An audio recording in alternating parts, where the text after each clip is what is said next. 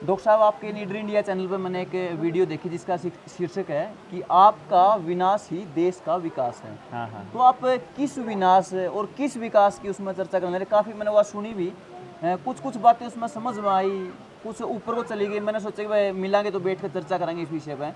तो कैसे लोगों का विनाश और किस विकास का जिक्र आप उसमें कर रहे हैं? इसमें अजय भाई आप लोगों को ये देखना पड़ेगा कि आप विकास किसको कहते हो, और जो देश की सरकार है या जो कंट्रोल करने वाले लोग हैं, हाँ। और जो मीडिया तंत्र है वो किसको विकास कहता है, और अखबारों में विकास का पैमाना ये नेता लोग किसको सेट करते हैं। देखो, अभिनेता और जो खिलाड़ी हैं वो बड़ी बड़ी कारें, बड़ी बड़ी मोटरसाइकिल और इस चीज़ को विकास मानते हैं। हाँ। जो नेता लोग हैं, ब्रांडेड कपड़े उसमें शामिल हो गया। हाँ। और जो नेता लोग हैं वो सड़कों को, इंफ्रास्ट्रक्चर को और पुलों को, इनको विकास मानते हैं। अब मेरा विकास का पैमाना कुछ इससे अलग हो सकता है, तो मुझे लगता है कि उस पर अपने को चर्चा करनी चाहिए कि मेरा क्या पैमाना है, फिर सरकार का क्या पैमाना है, खिलाड़ियों का क्या है, बॉलीवुड का क्या, हॉलीवुड का क्या, और फिर आपका क्या। हाँ। देश के लोग ये अपने आप सोचें। बिल्कुल। मैं विकास उसको बोलता हूँ जब अपराध मुक्त समाज हो, लोग सुरक्षित महसूस करें, अपने बच्चों के प्रति निश्चिंत हों, हाँ। भविष्य उनका क्या होगा इसके लिए उनको चिंता करने की आवश्यकता ना हो, और पूरा समाज मिलकर के एक ऐसी व्यवस्था बनाए कि जो बच्चा पैदा हो गया है उसके लिए एक जगह समाज में स्थापित हो। लड़कियां पूरी तरह से सुरक्षित रहें। हाँ। इंडिजीनियस लोग अपनी जो मालिकाना हक है उसको बरकरार रखें, जो देसी बीज हैं वो बचे रहें, और हम स्वस्थ रहें, और खान पान हमारा बढ़िया हो, रिश्ते हमारे अच्छे हों, समाज हमारा मिलकर रहे और परिवार जुड़ कर रहे, खर्चा कम हो, आमदन ज़्यादा हो, धन धान्य से भरपूर हो, और समृद्धि ही समृद्धि हो। मैं तो विकास मानता हूँ इसको। क्या अभी जो परिस्थितियां हैं, अभी जो सिचुएशन लोगों की है, उनमें वो खुश नज़र नहीं आने लग रहे? परिवार टूट रहे हैं। हाँ।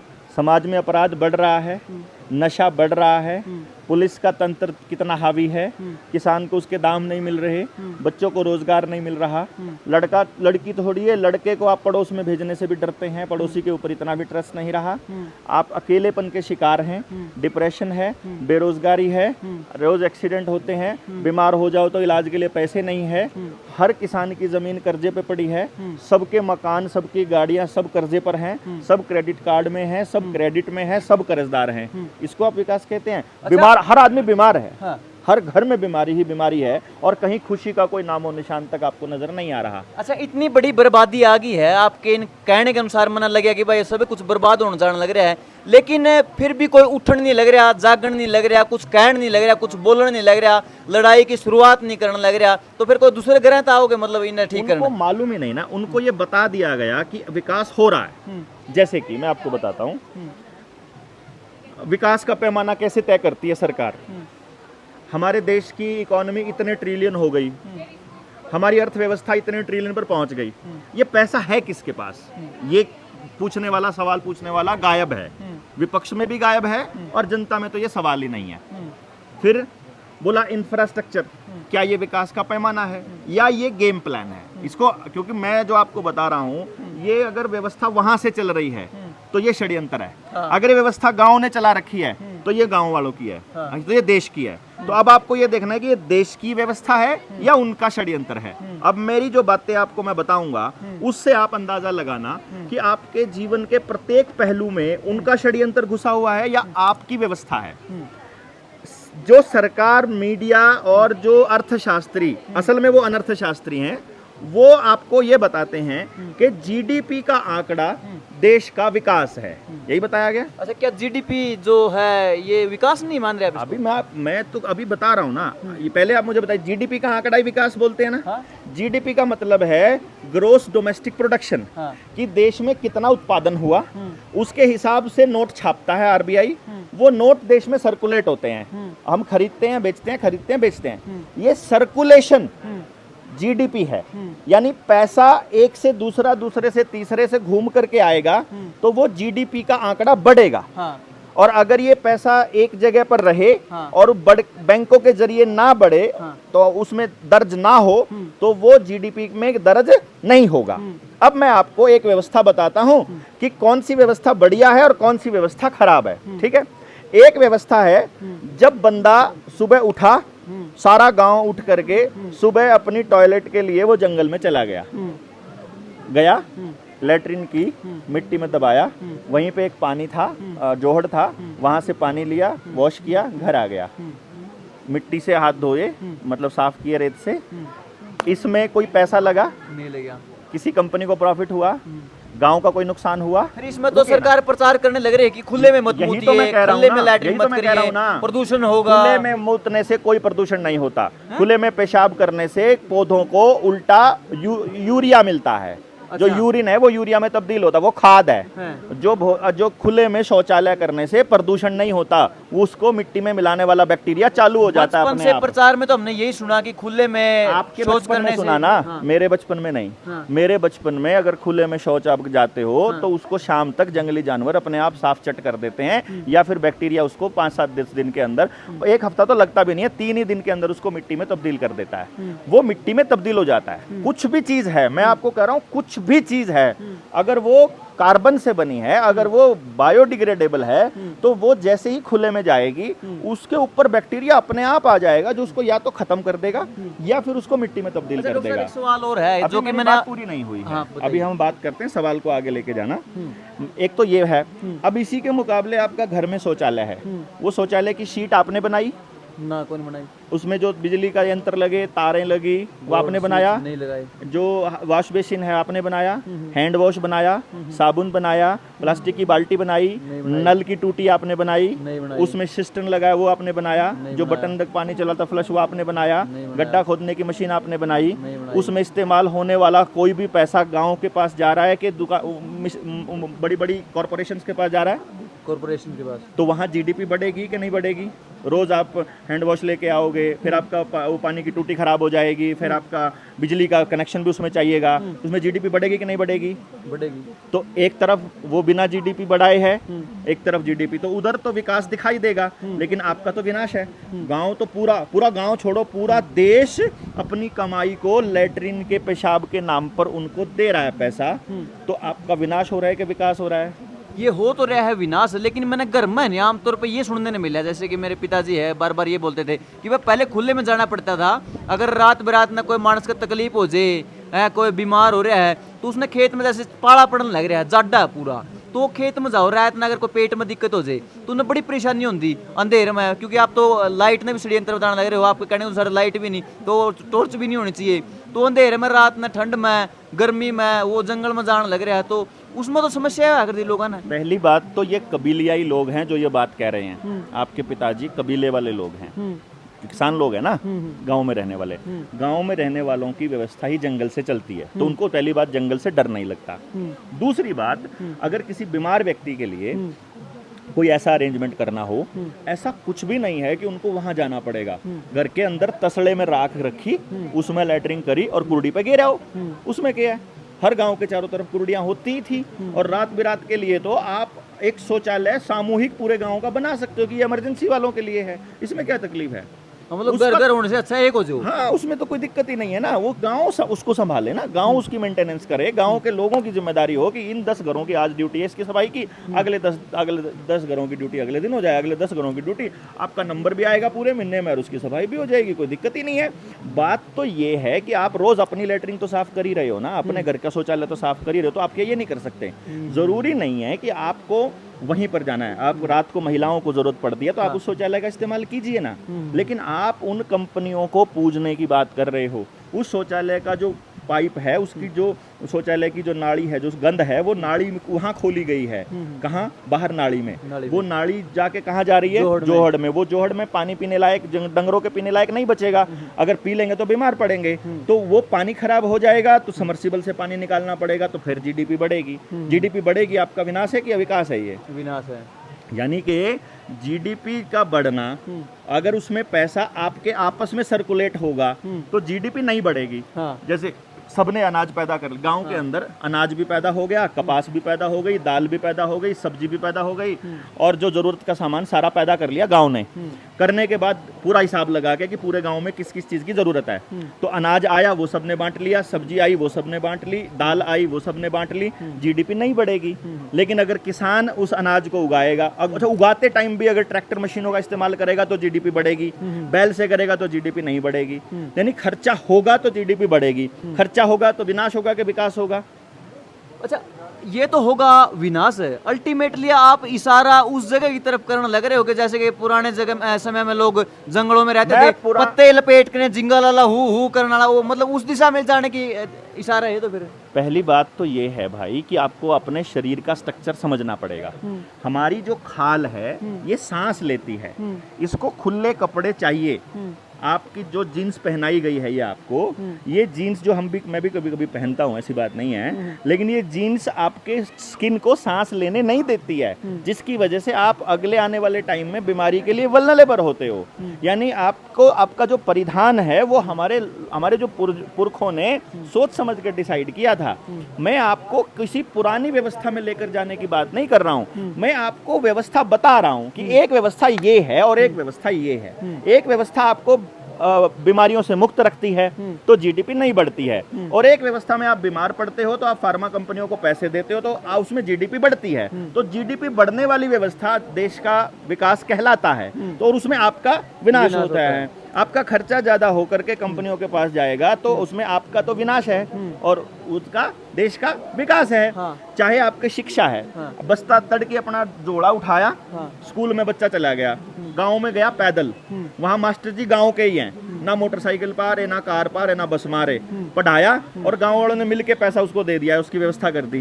कोई बैंक में पैसा ट्रांसफर नहीं हुआ, कुछ नहीं हुआ, कहीं खरीदारी नहीं हुई, उसने जो चीज की जरूरत है गांव वाले इकट्ठा करके दे देते हैं, तो जीडीपी नहीं बढ़ेगी।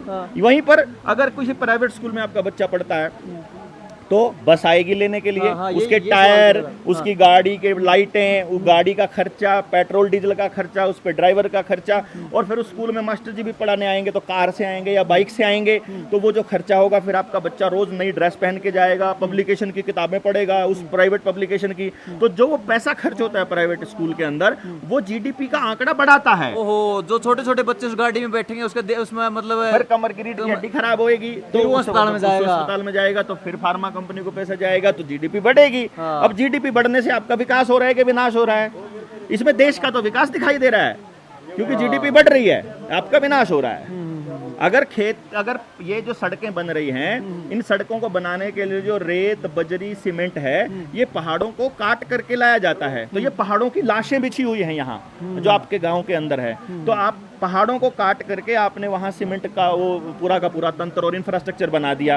उस पहाड़ को काटने के लिए कितनी मशीनें यूज हुई, कितना प्रदूषण हुआ, कितना वायु प्रदूषण हुआ, कितने लोग माइग्रेट हुए, कितने लोग वहां चले गए, फिर उसके बाद वहां पेट्रोल डीजल कितना खर्च हुआ, फिर वहां से ट्रांसपोर्ट का कितना खर्च हुआ, उसमें जीडीपी बढ़ती है। जबकि अगर आपको ट्रैवल करने की जरूरत है ही नहीं, आदमी का शरीर ट्रैवल करने के लिए बना ही नहीं है। अगर वो बहुत ज्यादा ट्रैवल करने के लिए बना होता, जैसे अभी यहाँ है 2 घंटे में मुंबई पहुंच गए, अरे भैया अगर आपको 2 घंटे में मुंबई पहुंचने के लिए परमात्मा ने बनाया होता तो आपको पंख दिए होते, आप अपने आप चले जाते। आपकी बॉडी ट्रैवल करने के लिए बनी नहीं। जो जितना ट्रैवल करेगा बॉडी में उतना वात इकट्ठा होगा, उसको उतना पेन रहेगा, जिंदगी भर दर्द में रहेगा वो आदमी जो ट्रैवल करता है, उसका पेन कभी खत्म होगा ही नहीं, क्योंकि वो वो जो वात है वो ट्रैवल करने से आपके बॉडी में इकट्ठा होता है। तो जब आप बीमार पड़ोगे तो आप फार्मा कंपनियों को पैसे दोगे, जब फार्मा कंपनियों को पैसे दोगे तो जीडीपी बढ़ेगी। तो जीडीपी बढ़ने में देश का विकास काउंट होगा। आप अगर स्वस्थ रहोगे तो जीडीपी नहीं बढ़ेगी। यानी आप अगर बिना खर्चे की खेती करोगे तो जीडीपी नहीं बढ़ेगी, बिना खर्चे का जीवन जियोगे, अगर आप हेल्थ के ऊपर पैसा खर्च नहीं करोगे तो जीडीपी नहीं बढ़ेगी, अगर आप ट्रैवल नहीं करोगे, पेट्रोल डीजल पर खर्चा नहीं करोगे तो जीडीपी नहीं बढ़ेगी, सीमेंट बजरी रेत पर पैसा खर्च नहीं करोगे तो जीडीपी नहीं बढ़ेगी।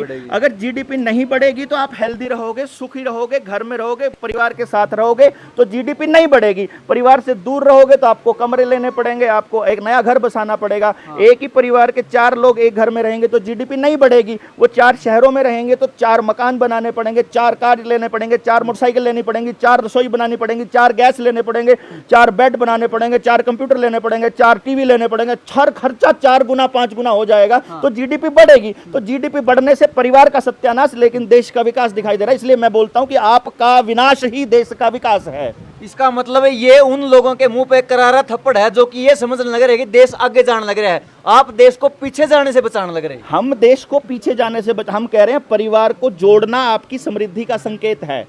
आप अगर प्रेम से रहना जानते हो, प्रेम से रहना कौन सिखाएगा? उदाहरण देने के लिए बच्चे के पास कौन है? माँ के पास समय नहीं है अपने इंस्टाग्राम और टीवी फेसबुक से, बाप के पास समय नहीं है पैसा कमाने से, ईएमआईज भरनी है। माँ बाप एग्जाम्पल के लिए नहीं है तो उसके पास एग्जाम्पल के लिए या तो उसकी आया है, या उसका स्कूल है जो पूरे बिजनेस से चलता है, या टीवी के कार्टून है जिसके अंदर उसको लेस्बियन बनाया जा रहा है, जहां एलजीबीटीक्यू बनाया जा रहा है, उसको गे बनाया जा रहा है। पूरा का पूरा प्रोपेगेंडा आपके बच्चों को ऐसे एग्जाम्पल देने के लिए बनाया जा रहा है जिसमें आपका परिवार खत्म होता है। जिससे बच्चे दादा दादी से सीखते थे वो सुइया ठोक ठोक के वो तो खत्म कर दिए खंड के। मैं ये कह रहा हूँ पूरे परिवार को ज्वाइंट करने का सुख समृद्धि, मैंने फिर से आपको बताया, यदि आप प्रेम से रहते हैं, बिना बीमार हुए रहते हैं तो जीडीपी नहीं बढ़ेगी। तो वो आपकी समृद्धि का संकेत है कि अगर आपके पास असली धन है, जेब में रुपया लेके घूमते हो, आरबीआई ने हमको लिख के दिया हुआ ये नकली नोट है। सारा नोट नकली है, जितना डिजिट्स है ये जो आपको ट्रांसफर हो रहे हैं ये सब प्योर फ्रॉड चल रहा है आरबीआई का, बैंकों का, आपको मालूम ही नहीं। और इस पैसे के लिए आप पूरे परिवार को तोड़ रहे हो। और उनको पता अगर परिवार को 4 गुना तोड़ दिया, 5 गुना तोड़ दिया तो वो जीडीपी बढ़ती हुई तो दिखेगी, वो विकास होता हुआ स्क्रीन पे तो दिखेगा। लेकिन असली में खत्म, वो विनाश होने लगा। जो निडर इंडिया वाला मेरा चैनल है उस पे पूरी 2 घंटे की वीडियो है। उसमें मैंने सुबह से लेकर रात तक और जन्म से लेकर मृत्यु तक कौन से काम आप करते हो जिससे जीडीपी बढ़ती है और क्या होना चाहिए प्रैक्टिकली, आप तय करो ना। आपको हेल्दी खाना है कि खराब खाना? देखो, आपके पास जल जंगल जमीन जानवर है तो आप प्योर शुद्ध खा सकते हो। अगर आप शहर में रहते हो तो आपको पता ही नहीं है अनाज कहाँ से आता है। अभी किसान आंदोलन में एक कपल अपने बच्चे को लेके जा रहा था, तो वो बच्चा उनसे पूछता है, मम्मा ये यहाँ पे फार्मर लोग बैठे क्यों हैं? वो बोले कि एक किसानों के लिए नए कानून आए हैं और ये कह रहे हैं कि वो उनकी ज़मीन खराब हो जाएगी, ज़मीन ख़त्म हो जाएगी। तो ज़मीन ख़त्म होने से क्या होगा? वो कहते हैं ज़मीन ख़त्म होने से फिर अनाज पैदा नहीं होगा। कोई बात नहीं, फिर हम लोग ऑर्डर करके ऑनलाइन मंगा लेंगे खाना। उस बच्चे को बेचारे को ये नहीं पता है अनाज उगाया कैसे जाता है। उसने तो जेंटलमैन भी किताब में देखा है, कोट पैंट पहना हुआ आदमी, उसके बाप की फोटो अगर वहां पे किसान की वर्दी में खड़ा कर दिया जाए उसके बाप को, और किसी गुंडे को कोट पैंट पहना के कर दिया जाए, तो नर्सरी का बच्चा, पहली क्लास का बच्चा जेंटलमैन उस कोट पैंट वाले को बोलेगा, चाहे कितना ही बड़ा गुंडा हो। ये पढ़ाई पढ़ा रहे हैं हम अपने बच्चों को, जीवन जीने के लिए तैयार नहीं कर रहे। पैसे कमाने की मशीन बनाने के लिए, कंपनियों के नौकर बनने के लिए बच्चों को तैयार कर रहे हैं। उससे जीडीपी बढ़ती है। तो इस बात के लिए कि बच्चों को किस रास्ते पे भेजना है, किन को प्रिपेयर होना पड़ेगा? माँ बाप को, दादा दादी को, या टीचरों को, या फिर नेताओं को? किन को समझ आनी जरूरी है कि वो मतलब बच्चों को सही दिशा दिखा दे? बच्चे का जीवन, बच्चे की परवरिश माँ बाप के लिए नहीं होती, समाज के लिए होती है। मतलब बच्चा माँ बाप का नहीं होता? माँ बाप का नहीं होता, वो माँ बाप के जरिए धरती पर आया है। माँ बाप की जागीर नहीं है, वो परमात्मा की एक कृति है। उसने माँ बाप को ये सक्षम बनाया कि तुम बच्चे पैदा कर सको। तो बच्चे की शिक्षा, उसकी परवरिश, ये समाज का विषय है। ये किसी प्राइवेट स्कूल का, किसी प्राइवेट कंपनी का, किसी सरकार का या माँ बाप का व्यक्तिगत विषय नहीं है। ये समाज का विषय है। तो समाज के प्रत्येक व्यक्ति को ये समझना पड़ेगा, जब तक पड़ोस का बच्चा सुखी नहीं होगा, आपका बच्चा सुखी नहीं रह सकता। आप अपने बच्चे को 18 साल की उम्र तक अपनी छाती से चिपका के रख सकते हो, 18 के बाद तो आपको शहर बाहर भेजना पड़ेगा ना। बाहर अगर नशा है, अपराध है, गुंडागर्दी है, बर्बादी है, तो आपका बच्चा बर्बाद होगा। अब हॉस्टल में रहने वाले बच्चे, पीजी में रहने वाले बच्चे सारा दिन केवल कबाड़ खाते हैं, कोई प्योर खाना नहीं मिलता, सारा सब कुछ उनको बीमार करने वाला मिल रहा है। तो ये क्यों? क्योंकि किसान बर्बाद हो रहा है, उसे पेस्टिसाइड डालने पड़ते हैं अपने खेत के अंदर, क्योंकि शहर में रहने वाला आदमी किसान के विषय में नहीं सोच रहा, इसलिए किसान अपने अनाज में गंदगी पैदा कर रहा है। उस गंदगी की वजह से आपको जो बिस्किट मिल रहा है, जो नमकीन मिल रही है, जो खाने को मिल रहा है, जितना तेल मिल रहा है, सारा जीएमओ मॉडिफाइड है, वो आपकी संतानों को बर्बाद कर रहा है। सो ये म्यूचुअल अंडरस्टैंडिंग और इकट्ठा रह करके कॉपरेशन का काम है। हाँ। और 24 नवंबर को हम दिल्ली में इकट्ठा हो ही रहे हैं, दिल्ली के तालकटोरा स्टेडियम में।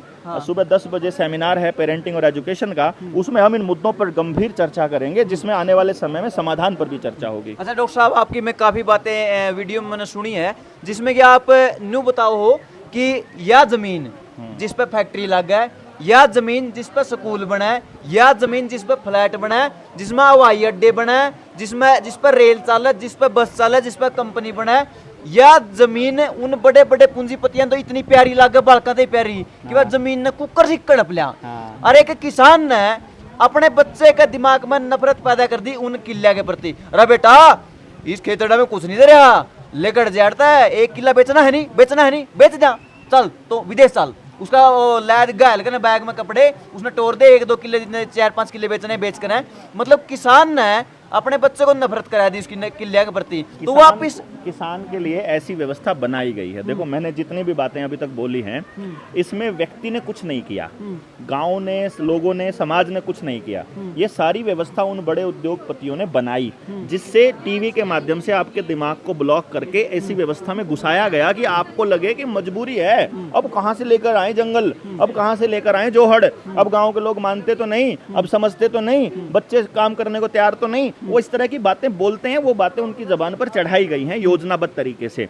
तो जब योजनाबद्ध तरीके से आपकी बर्बादी हुई है पिछले 50 सालों में, आपको क्या लगता है कि आपके एक बार समझा देने से, आपकी एक वीडियो बनाने से, मेरी एक वीडियो बनाने से, हमारे 4 बार गांव में जाने से समझ जाएंगे? हमें भी लगातार प्रयास करने पड़ेंगे। जैसे वो लोग खिलाड़ियों का, नेताओं का, अभिनेताओं का, टेलीविजन का, अखबार का, पोस्टर का, बैनर का, FM का और सारे प्रोपेगेंडा इस्तेमाल करते हैं हमारे दिमाग को उस दिशा में सोचने के लिए मजबूर करने के लिए, वैसे ही हमें 360 डिग्री इस बात के ऊपर काम करना पड़ेगा कि हम गांव को असली चीज समझा पाएं और लोगों को सही चीज के लिए मोटिवेट कर सकें। उसके लिए JSM जनता सरकार मोर्चा प्रयास कर रहा है, उसके लिए हमारा प्रयास है। अगर गाँव का हर किसान अगर ये कहता चला गया कि भाई बेटा खेती में कुछ नहीं, अगर हर बेटा, किसान का बेटा आपका बाप ने कहने लग रहा, बापू मैं तो बाहर जाऊंगा, खेत में कुछ नहीं, तो फिर पास से तो फिर कमाओगा कौन? मतलब ये जो अनाज कमाने की बात कर रहे हैं रपी की नहीं, मतलब ये अनाज कटता हो, सारे के सारे मजदूर खत्म हो लेंगे, किसान खत्म हो लेंगे, तो फिर लोग खाओगे। प्रॉब्लम अनाज की नहीं है, अनाज उगाने के लिए इनके पास मशीनें हैं, अनाज उगाने के लिए इनके पास सब कुछ है। वो आपको घर पे बैठे 5 किलो अनाज दे रहे हैं और वो जिंदगी भर आपको दे सकते हैं। प्रॉब्लम है कंट्रोल की, प्रॉब्लम है आपके मालिकाना हक की। जब आप अपना गांव छोड़कर शहर चले जाते हो या जब आप अपनी जमीन छोड़कर विदेश चले जाते हो, तो आप वहां इंडिजीनियस पीपल होने का दर्जा खो देते हो। इंडिजीनियस पीपल मतलब इंडिजीनियस, हाँ, उसमें जीडीपी तो ऑब्वियसली बढ़ेगी लेकिन आप अपना मूल निवासी होने का दर्जा खो देते हो और आप एक शरणार्थी बन जाते हो। शहर में रहने वाला एक भी आदमी भारत का निवासी नहीं है। और बाहर चला गया जो जिसने अपना आधार कार्ड अपने गांव से बाहर का बना लिया, वो भी इस देश का निवासी नहीं रहा। अब वो इंग्लैंड का गुलाम माना जाएगा, जिसको ऑलरेडी भारत सरकार बोलती है कि भारत अभी भी गुलाम है। अच्छा, आप इंग्लैंड पर तो आगे, मेरे दिमाग में एक बात हो रही। अच्छा, जो बालक है आपकी घर की परिस्थितियां न देखकर है आपका देश छोड़ गया, डोंकी मार गया, गलत तरीके से उड़ जाएगा, PR ले गया, यानी अपना देश ना छोड़ गया रपियां खातर के, मैं मेरे माँ बाप की हालत सुधारूंगा, क्या मतलब ऐसा भी हो सकता है कि मतलब मैं दोबारा अपनी उस स्थिति में अपने उल्टे देश लौटा और अपनी उस जगह में आ जावा? नहीं, मुझे नहीं लगता, क्योंकि उनका डॉक्यूमेंट ऑलरेडी बन चुका है। अगर उसका डॉक्यूमेंट बाहर का बन गया है तो अब वो बाहर का शरणार्थी है। अब वो वहाँ रहते हुए जब उसकी पीढ़ियों को 100 साल हो जाएंगे तो वहाँ का वो निवासी बनेगा, लेकिन तब भी वो मूल निवासी नहीं कहलाया जाएगा। तब भी यही आएगा कि ये लोग वहाँ से आए थे। तो अभी इसीलिए विस्थापन कॉन्टिन्यूसली जारी है, इधर से उधर, उधर से इधर, ये कॉन्टिन्यूसली प्रोसेस का हिस्सा है। तो हमको इस माइग्रेशन के विषय में लोगों को जगाना पड़ेगा कि भाई ऐसा कैसे संभव है कि बिहार को ये समझाया जा रहा है कि यहाँ पर रोजगार नहीं है और वो वहाँ से हरियाणा पंजाब में आ रहे हैं मजदूरों बन के, लेकिन बिहार की जमीन अडानी को चाहिए जिसके पास पहले से ही 10,000 करोड़ रुपए रोज कमाने का तंत्र बना हुआ है। मतलब इसका मतलब कुछ उस जमीन में कुछ खास है, इसीलिए वहाँ के लोगों को वहाँ से विस्थापित करके उस जमीन पे कब्जा करना है। फिर यहाँ का व्यक्ति को बोला जा रहा है कि यहाँ रोजगार नहीं है, तो यहाँ का बच्चा डोंकी से या किसी भी तरीके से विदेश जा रहा है, और जहाँ वो जा रहा है कनाडा में, अमेरिका में, वहाँ के लोग प्रोटेस्ट कर रहे हैं कि रोजगार हमारे पास भी नहीं है। तो रोजगार उनके पास भी नहीं है जहां हमें रोजगार नजर आ रहा है, हाँ। और रोजगार हमारे पास भी नहीं है जहां से बिहार को रोजगार नजर आ रहा है। असल बात क्या है कि यहाँ के लोगों का लेवल बढ़ गया है, तो उनको अब अपनी कमाई प्रतिदिन की ज्यादा चाहिए, लेकिन बिहार के और गरीब एरिया के जो लोग हैं जिनको गरीब रखा गया, दिखाया गया, उनको वही उतने उससे कम पैसे में काम चल जाता है, तो सस्ता मजदूर मिल जाता है। इसीलिए पूरे हिमाचल में, J&K में, महाराष्ट्र में, जो भी जिनको हम डेवलप्ड स्टेट बोलते हैं, वहाँ से मजदूर जो लोग हैं, सस्ते मजदूर, वो इंपोर्ट किए जा रहे हैं, और इधर से जो किसान का जो बेटा है उसको सस्ते मजदूर के रूप में वो विकसित देश वहाँ पर इंपोर्ट कर रहे हैं। आपको क्या लगता है कि अमेरिका को मालूम नहीं है कि डोंकी से कितने लोग आ रहे हैं? उनको सब पता है, एक सेकंड की खबर, टू जेड एक आदमी का पता है। जब वो सारा देश में नजर रखने लग रहे, तो आपका बॉर्डर का नहीं पता। उनको सब मालूम है कि वहां से लोग आ रहे हैं, उनको वो सस्ते मजदूर चाहिए ताकि वो चुपचाप अंदर ही अंदर अपराधी होने के खतरे से चुपचाप काम करते हैं, थोड़े में काम चला ले, रोटी रोटियों पे गुजारा कर ले, अभी थोड़े दिन गुजारा कर लेते हैं। सस्ते मजदूर चाहिए, तो ये सस्ते मजदूर हर किसी को चाहिए। तो जो इंडस्ट्रियलिस्ट हैं, जो कैपिटलिस्ट लोग हैं, उनको पैसा बढ़ाने के लिए लोग सस्ते चाहिए, तो ये माइग्रेशन चल रहा है। इस माइग्रेशन को रोकना बड़ा जरूरी है ताकि लोग अपना मालिकाना हक वापस पा सकें और जीडीपी के आंकड़े से बाहर निकल के अपने असली विकास को समझें और अपना समाज का और अपने बच्चों के असली भविष्य की तरफ काम करना शुरू करें। अच्छा, ऐसे वो कौन कौन से बिंदु हैं डॉक्टर साहब, जैसे कि आपने समस्या पर नजर डाल ली कि ये समस्या है, ये है, ये है, ये है, जिससे कि मतलब समाज में नफरत फैल गई, बाबू बेटा का नहीं रहा, मतलब पति पत्नी की नहीं, सारा मतलब रिश्ते खराब हो लिए। तो ऐसा वो के काम करे जाओ समाज में रह कर, जिससे कि मतलब आपस में भाईचारा बना है, प्यार प्रेम लोग बने, समाज उल्टा जुड़ता रहा है। अपनी धरती के खिलाफ जितना जहर घोल दिया, यानी धरती से जितनी नफरत अपने युवाओं ने होगी, उल्टा उस धरती से प्यार हो जाए, फसल तक प्यार हो जाए, उन पेड़ पौधे तो, उन पक्षियां तो, उस गाय तक, जानवर वापस प्यार हो जाए। 2 लाइनों में इसका समाधान है, 2 लाइनों में। जो भी ये 2 लाइनें पूरी करने के लिए आपको करना पड़े वही कर दो। उसके लिए गांव इकट्ठा होकर के डीसी धमकाना पड़ो, पुलिस को गांव से बाहर करना पड़ो, आपने माफी मांगनी पड़ो, आपने हाथ जोड़ने पड़ो, आपने मतलब अपने आप को थोड़े दिन के लिए सरेंडर करना पड़े, आपको फिर से आदमियों को हाथ जोड़ करके ले आओ, ईमानदार आदमियों को जगह देनी पड़े, चाहे कुछ भी करना पड़े, ये 2 लाइन पूरी करने के लिए। क्या? जल, जंगल, जमीन और जानवर। जल, जंगल, जमीन और जानवर, हाँ, 4 चीज। हाँ, ये 4 चीजों का फैसला गांव करे। किसी भी सरकार के या किसी भी डीसी के या किसी एमएलए एमपी या किसी सरकार या जो विधानसभा लोकसभा के अंडर में ये चीजें नहीं आए। लोकल आदमियों का अधिकार हो, जिसकी जमीन है, जिसका कब्जा है, वो वहां का मालिक हो। पहली बात तो ये है पहला नियम। इसके लिए पूरा गांव खड़ा हो जाओ लठ लेकर के, कोई भी बोले निकालो बाहर इनको। जल, जंगल, जमीन, ये फैसले हम लेंगे, बात खत्म। दूसरा, शिक्षा, स्वास्थ्य, न्याय, राजनीति, खेती, धर्म, 6 चीजें हैं। हाँ। शिक्षा, स्वास्थ्य, न्याय, राजनीति, खेती और धर्म। इन 6 चीजों में से पैसा खत्म कर दो। मतलब शिक्षा में कोई पैसा नहीं होना चाहिए, पैसे पे आधारित नहीं होगी। हाँ। गांव का सबसे गरीब आदमी को भी वैसी ही शिक्षा प्राप्त करने का मौका मिलेगा जैसा किसी अरबपति का बच्चा पढ़ सकता है। हाँ। जो दिल्ली का स्कूल पढ़ा सकता है या कॉलेज पढ़ा सकता है, ऐसी कौन सी चीज है कि वही कॉलेज या वही से टीचर आपके गाँव में नहीं आ सकते? ये जानबूझकर आपको ये एहसास दिलाने के लिए किया जाता है ताकि आप अपना गाँव छोड़कर जाओ। कौन सी चीज है जो आपको रोक रही है? ये तो फिर जो समानता के रुख के मान लग रहे नहीं, समानता है, प्योर ड्रामा। ये तो कहने में समानता है, टोटली समानता है। शिक्षा अगर पैसे पे आधारित होगी तो सिर्फ अमीर का बच्चा पढ़ेगा और वो लगे रहे पढ़ने। स्वास्थ्य अगर सिर्फ पैसे पे आधारित होगा तो सिर्फ अमीर ही स्वस्थ रहेगा, गरीब मरेगा। न्याय पे अगर पैसे का बोलबाला रहेगा तो वकील, महंगे वकील रखने की गुंजाइश गरीब आदमी की नहीं है। पुलिस वालों को पैसा खिलाने की औकात गांव वाले की नहीं है, फैसले होंगे। ठीक है, और वो भी अमीरों के हिसाब से अमीरों के होंगे। हिसाब से होंगे। राजनीति में भी अगर पैसा इन्वॉल्व होगा तो वो अमीर लोग बनेंगे और अमीरी के लिए ही पॉलिसी बनाएंगे और अमीरों की ही पॉलिसी बनेगी और गरीब रगड़ा जाएगा। रगड़ा जाएगा। शिक्षा, स्वास्थ्य, न्याय, राजनीति, खेती में भी अगर पैसा इन्वॉल्व हो गया तो खर्चा बढ़ता जाएगा और आमदनी घटती जाएगी, तो किसान कर्जदार होगा ही होगा।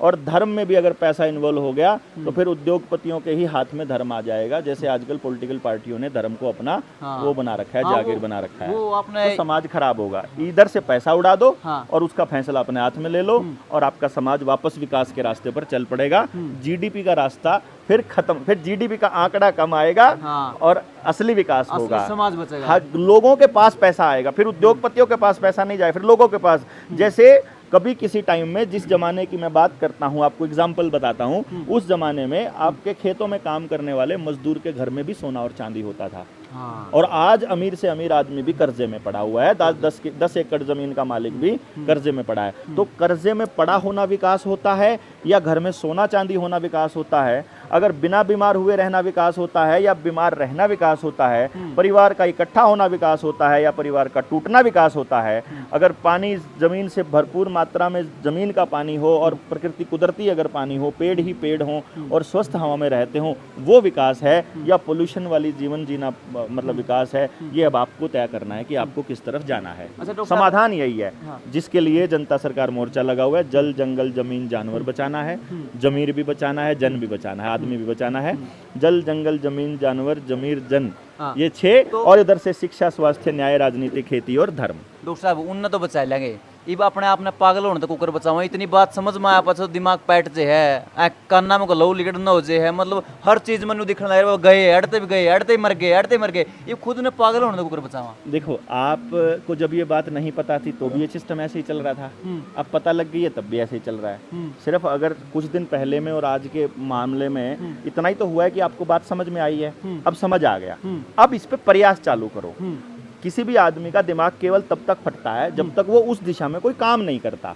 जब वो उस दिशा में थोड़ा सा भी काम करता है और वो देखता है कि यार बदलाव तो आता है। हाँ। मैंने देखा है, हाँ। मेरे पिछले सामाजिक जीवन में मैंने ये चीज नोटिस करी है कि जिसको हमने समझाया, देखो समझाने तक तो जोर लगाना पड़ेगा, हाँ। लेकिन जिसको समझ में आ गया उसको समझ में आ जाता है कि भाई ये पुलिस वाला असल में मालिक नहीं नौकर है, और जो जितना बड़ा अधिकारी है वो उतना बड़ा नौकर है। हाँ। डीसी सबसे बड़ा नौकर है, हाँ। जिले का मालिक नहीं है। एसपी पुलिस का सबसे बड़ा नौकर है, वो सबसे बड़ा मालिक नहीं है।